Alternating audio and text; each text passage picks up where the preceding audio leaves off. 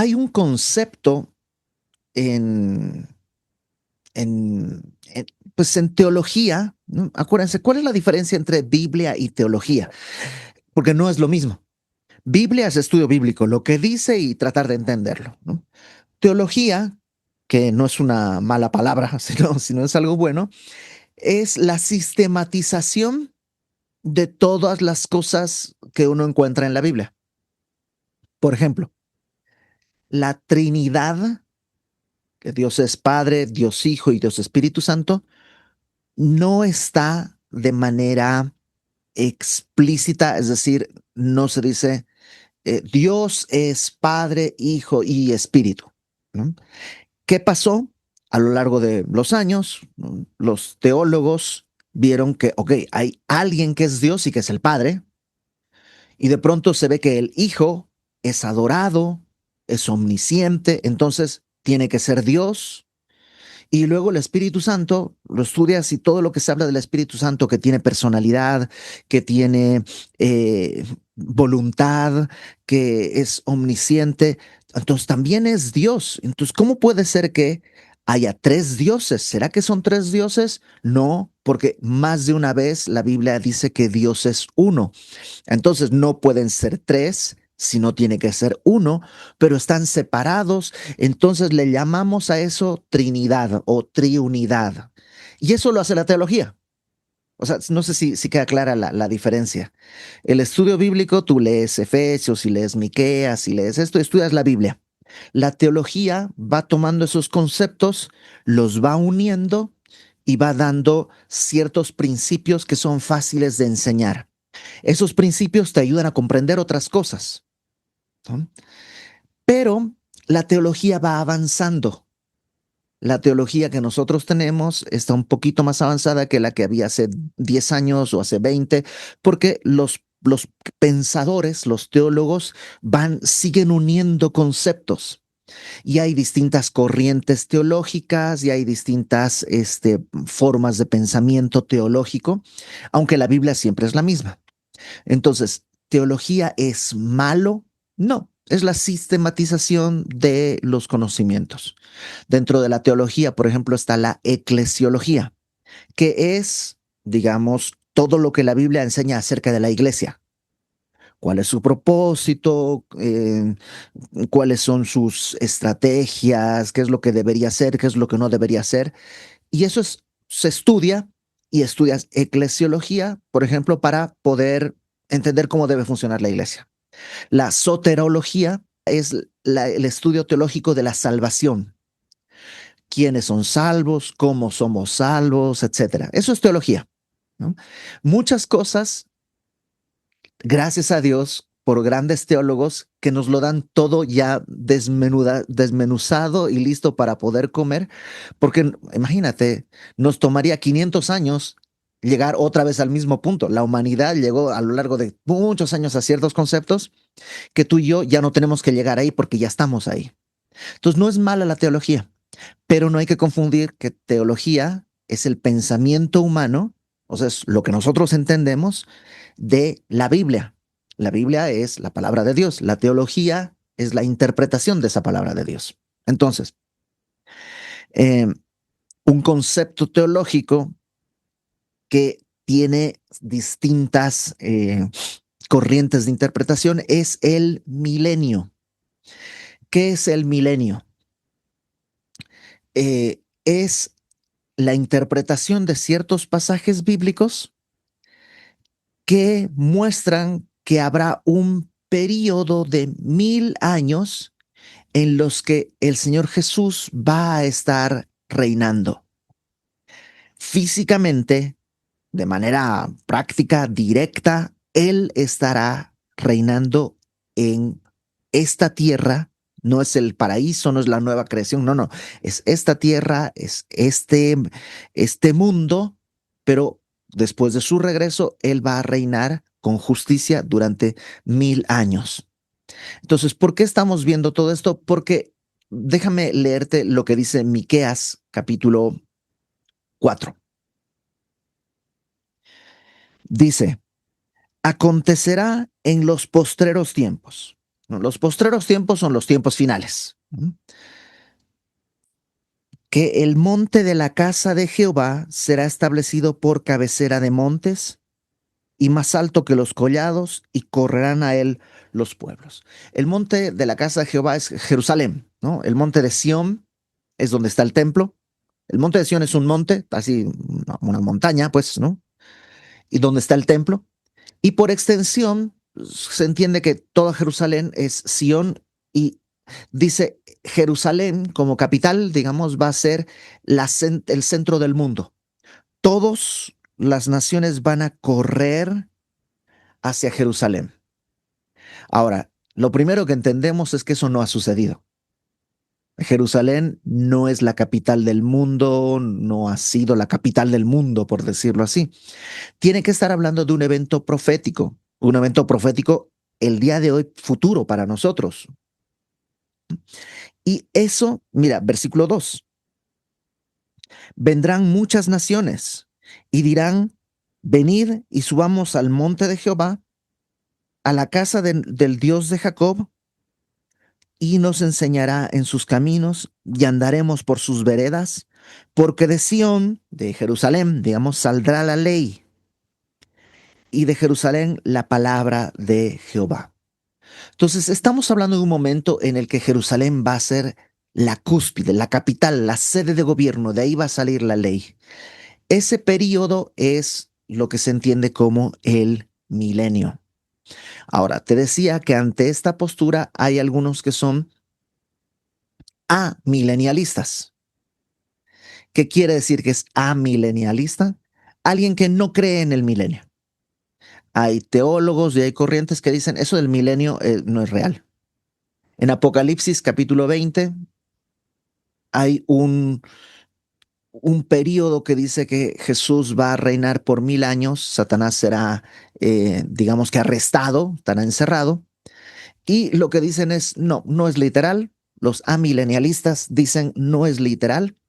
El milenio es una forma de referirse a esta etapa en la que estamos desde la predicación del Evangelio hasta la culminación. Esos son los amilenialistas. El milenio no es real para ellos, literalmente, sino es una etapa simbólica en la que como humanidad estaremos esparciendo el Evangelio hasta que todos seamos creyentes. Entonces, volviendo al lado del milenio, el milenio es una etapa en la que Cristo va a gobernar, Cristo va a reinar, y este reinado eh, depende de cómo lo acomodas. Los amilenialistas dicen que no existe el milenio, Cristo siempre reina, Él está en todo tiempo, no existe el milenio. Los postmilenialistas dicen que Cristo va a regresar después del milenio, es decir, que el milenio es esta etapa en la que poco a poco el evangelio va a crecer hasta llevar a la humanidad a un punto tan alto en que ya Cristo va a regresar. Y yo creo que el premilenialismo, que es que nunca vamos a llegar a un momento de paz si primero no viene Cristo. Entonces, primero viene Cristo y eso inaugura el milenio. Ahora, ¿de dónde viene esta postura? Te voy a ir guiando a algunos pasajes. El primero, que seguramente me has oído mencionarlo antes, está en 2 Samuel capítulo 7. Es uno de esos textos que tú tienes que así te lo muestro y tú ya tienes que saber de qué habla. ¿No? 2 Samuel capítulo 7, versículo 12.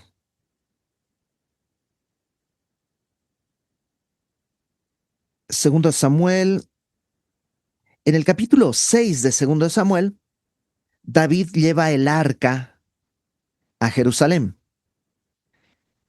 Ya el arca está en Jerusalén, pero está en una tienda. Y en el capítulo 7, David ve el arca en una tienda y dice, a ver, yo estoy en una casa de cedro, ya es el rey, ¿no? Ya en 2 Samuel capítulo 7 ya es el rey total. Dice, yo estoy en una casa de cedro, pero el arca está en una tienda.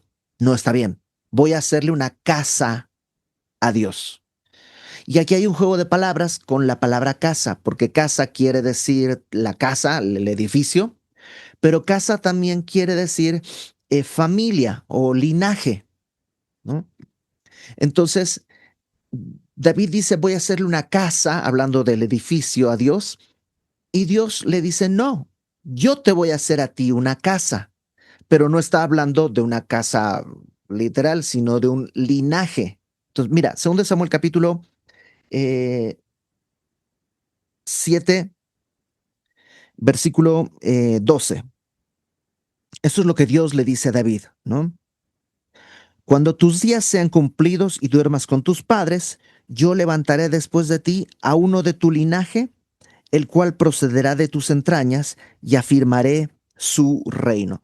Yo voy a levantar a alguien de tu linaje. ¿Qué quiere decir eso? Bueno, número uno, quiere decir que es una persona, es un rey humano, una persona, porque no puede ser del linaje de David y ser ángel o algo así, no, es una persona. En segundo lugar, es judío, porque es del linaje de David. Entonces voy a levantar de tu linaje un rey cuyo reino será firme. Eh,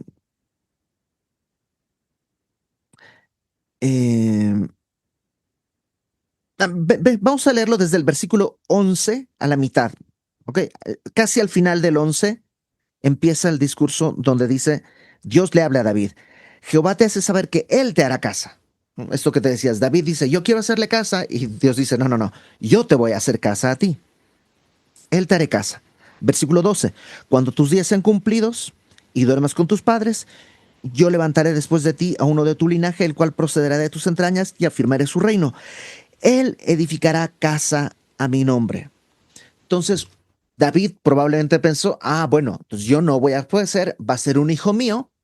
Y tú y yo decimos, pues Salomón, porque Salomón efectivamente le hizo la casa, Salomón hizo el templo. Pero Dios no está hablando de eso. Acuérdate de este juego de palabras. Sí, Salomón le va a hacer el templo, pero Salomón no tuvo un reino estable para siempre. Entonces, ¿de quién está hablando Dios en realidad? Está hablando del Mesías, que es descendiente de David, el hijo de David, que haría casa, no el edificio, sino el linaje, la descendencia de Dios.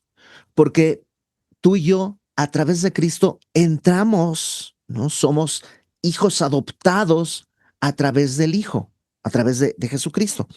Entonces dice en verso 12, yo levantaré después de ti a uno de tu linaje, el cual procederá de tus entrañas, afirmaré su reino, él edificará casa a mi nombre, una casa para Dios, pero no un edificio, sino una familia. Y yo afirmaré para siempre el trono de su reino. Ahí es donde no puede ser Salomón, porque el reino de Salomón no fue para siempre. Un rey, para que sea rey para siempre, número uno, tiene que vencer la muerte. No tiene que morir, porque si no, no va a ser para siempre. Y por eso Cristo es el único que puede cumplir ese aspecto de ser un rey para siempre. Eh, Ahora, esto no se cumplió. Evidentemente, David murió, Salomón murió, Roboam, que es su hijo, murió, y luego los demás murieron, y al final el reino murió, y no se cumplió. Cuando, cuando va a nacer Jesús, acompáñame por favor a Lucas, capítulo 1,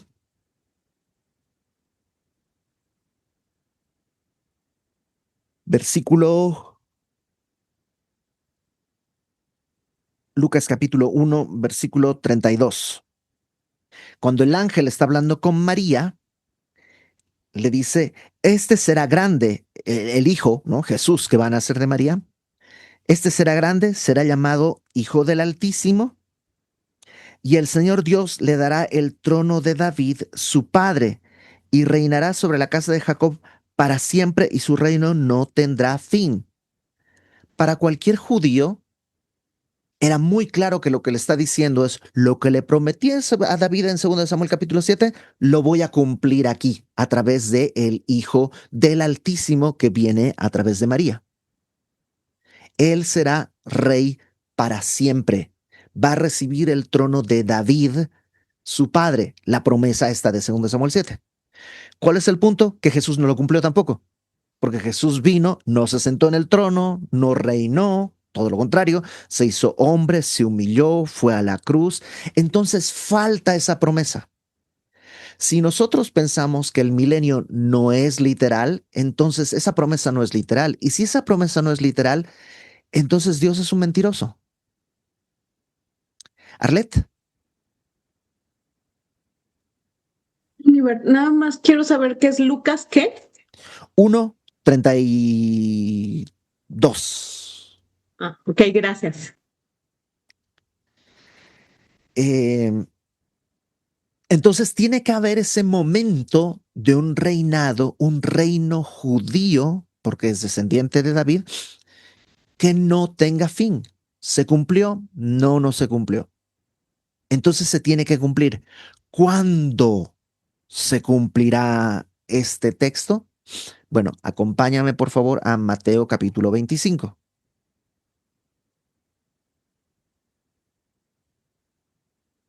Mateo 25.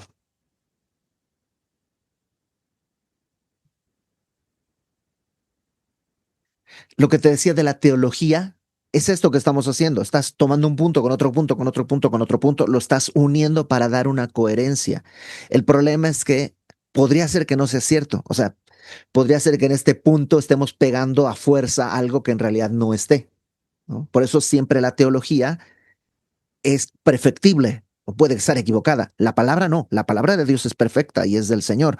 Pero esto que hacemos de tomar aquí, aquí, aquí, aquí, aquí, podría ser que nos equivoquemos y estemos metiendo una pieza del rompecabezas que en realidad no era. Sí se parece, sí, y sí, si la empujas un poquito, sí entra, pero tal vez no era la original. No sé si me explico.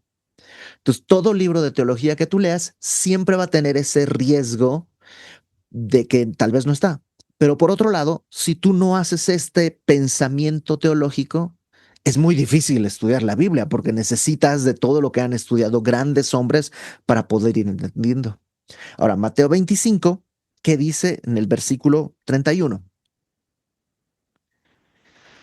Cuando el Hijo del Hombre venga en su gloria, ¿de qué estamos hablando? De su regreso. Si no es el regreso, pues cuando es, no hay. Pero en su primera venida no fue en su gloria, vino como siervo. Cuando el Hijo del Hombre venga en su gloria y todos los santos ángeles con él, entonces se sentará en su trono de gloria y serán reunidas delante de él todas las naciones, apartará los unos de los otros, como aparta el pastor las ovejas de los cabritos, pondrá las ovejas a su derecha, los cabritos a su izquierda, y el rey dirá entonces a los de su derecha, a las ovejas, venid benditos de mi Padre, heredad del reino preparado para vosotros desde la fundación del mundo. ¿Cuál reino?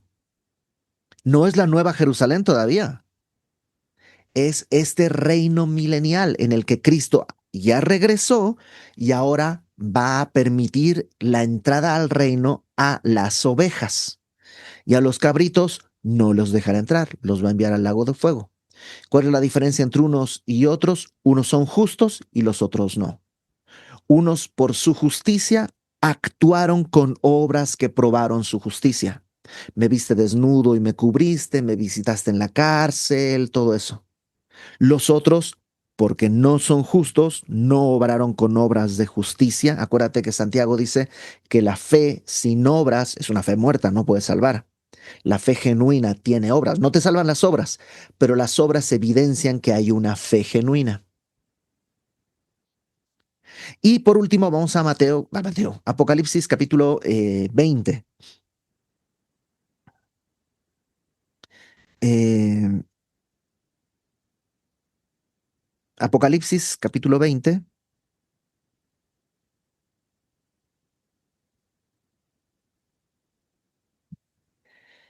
dice, vi un ángel que descendía del cielo. En el 19 Jesucristo regresa a la tierra. Es el momento de su regreso. Y en el 20 dice, vi un ángel que descendía del cielo con la llave del abismo. Y el abismo es una especie de cárcel para demonios. Una gran cadena en la mano. Prendió al dragón, la serpiente antigua que es el diablo y Satanás, y lo ató por 1000 años. De ahí viene el término milenio, porque Satanás está atado 1000 años.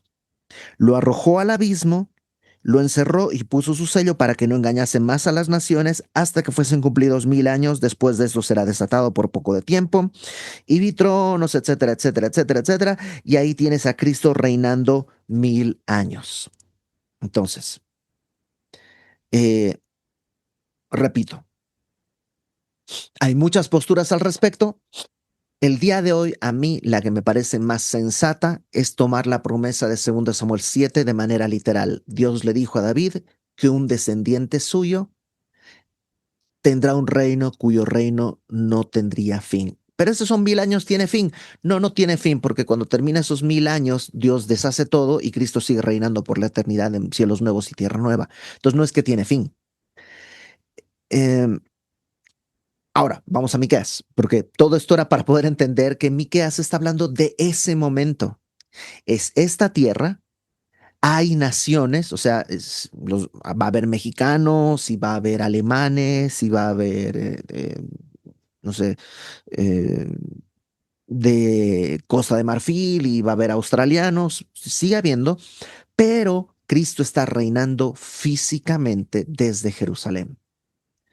Los que han estado con nosotros en Ezequiel, está reinando con el templo que hemos estado hablando el último mes en Ezequiel. Ahí está su templo. Ahora, vamos a Miqueas capítulo 4. Acontecerá en los postreros tiempos, en el milenio, en el final, ¿no? Después de la gran tribulación, cuando Cristo regrese, que el monte de la casa de Jehová será establecido por cabecera de montes, y más alto que los collados, y correrán a él los pueblos. Vendrán muchas naciones y dirán, venid y subamos al monte de Jehová, a la casa del Dios de Jacob. Nos enseñará en sus caminos, y andaremos en sus veredas, porque de Sión saldrá la ley, de Jerusalén la palabra de Jehová. ¿Te imaginas? En aquel momento la gente dirá, vamos a Jerusalén. Hoy el Señor Jesús va a hablar, va a dar un sermón, va a dar un mensaje. Y el Señor Jesús se va a parar y va a enseñar y todos van a escuchar. Nosotros, con cuerpos glorificados, estaremos ahí. Acuérdate que cuando hablamos de cuerpos glorificados, tampoco estés pensando en astronautas o cosas raras. Un cuerpo glorificado es este mismo, no más que no peca. ¿Mm? Eh, Esto de que vas a atravesar paredes y vas a volar, eso es Matrix. ¿No? La Biblia solamente dice que no vas a pecar. El problema es el pecado, no que no volamos. Para volar están los pájaros. Nosotros no necesitamos volar. Nosotros necesitamos dejar de pecar. Y nuestro cuerpo glorificado va a poder vivir sin pecado. ¿No? Entonces, ¿qué vas a verso 3? Él, el Señor, ¿no? Juzgará entre muchos pueblos y corregirá naciones poderosas hasta muy lejos. ¿Te acuerdas del Salmo 2 que vimos ahora en el servicio de resurrección? Que dice el hijo, bueno, el padre le dice al hijo, pídeme y te daré por herencia todas las naciones, las regirás con vara de hierro, como vasija de alfarero las desmenuzarás. Es este tiempo cuando Cristo ya esté reinando. Va a regir entre las naciones. Dice, martillarán sus espadas para asadones, sus lanzas para sus hoces. No alzará espada nación contra nación, ni se ensayarán más para la guerra. Quiere decir que habrá paz. Todo lo que se usa para guerra, el presupuesto para armamento, se va a usar para sembrar. No, va a ser maravilloso porque, claro, si ya no hay que gastar. Imagínate el día de hoy con el proyecto Artemis y todo esto, se gastan millones de dólares en mandar un hombre a la luna. Y alguien dice, oye, pero no podríamos usar eso. ¿Sabías que todo eso es una nada comparado con el presupuesto militar del mundo? O sea, imagínate, el proyecto Artemis es barato comparado con el presupuesto militar. Imagina todo ese presupuesto dedicado a sembrar trigo, maíz. O sea, no va a haber guerras, nunca más. Las, las espadas se van a volver asadones. Y luego dice, de manera muy poética, se sentará cada uno debajo de su vid y debajo de su higuera, y no habrá quien los amedrente, porque la boca de Jehová de los ejércitos lo ha hablado. Esto de se sentará bajo su vid y su higuera es una forma de hablar de paz, ¿no? Que cada quien va a estar en su casita, en su terreno, sin miedo, no hay que cerrarle la llave, no hay nada. ¿Por qué? Porque Cristo gobierna. ¿Hay gente con pecado? Sí, pero Cristo tiene justicia perfecta. Entonces no hay manera de que haya corrupción o que alguien se salga con la suya. Verso 5.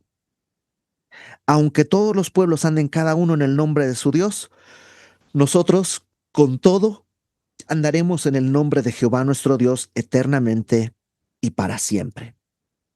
Eh, Hay un compromiso. El pueblo de Israel, ¿cuál fue el gran problema que tenía siempre? El gran problema era que siempre se iban con los dioses ajenos. Y lo que está diciendo es, en este tiempo no habrá más eso.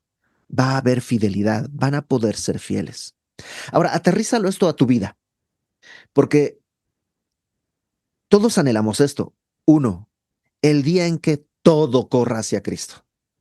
Porque estás de acuerdo que hay momentos en que tu cerebro corre hacia cualquier parte menos Cristo. Y tus acciones corren hacia cualquier cosa menos Cristo, que tenemos una batalla constante. Pero te imaginas el día en que ya no haya que hacer. Todo, tu mente, tus ojos, tus acciones, tus pensamientos, todo corra hacia Cristo.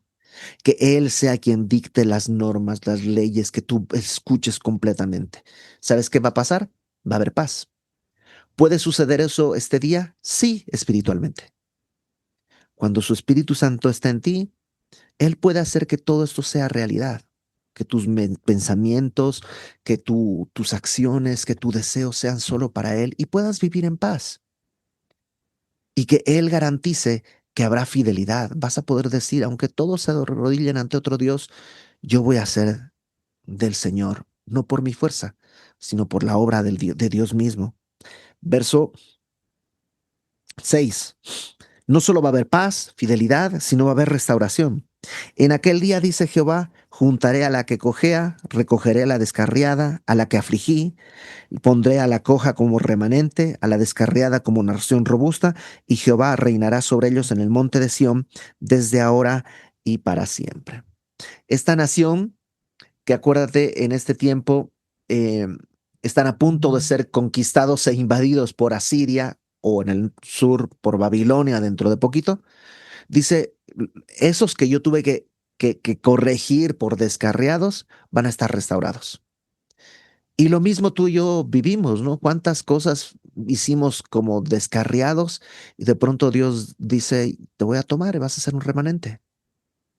Yo no era cojo, era tullido, mutilado por todas partes por mi propio pecado y Dios me toma y me restaura. Verso 8. Y tú, torre del rebaño, este es, esta frase torre de rebaño hace referencia a eh, a una población cerca de Belén. Eh, es como decir eso, Aguascalientes. No habla de Aguascalientes, sino es un lugar, ¿no? Torre del rebaño es un lugar cerca de Belén.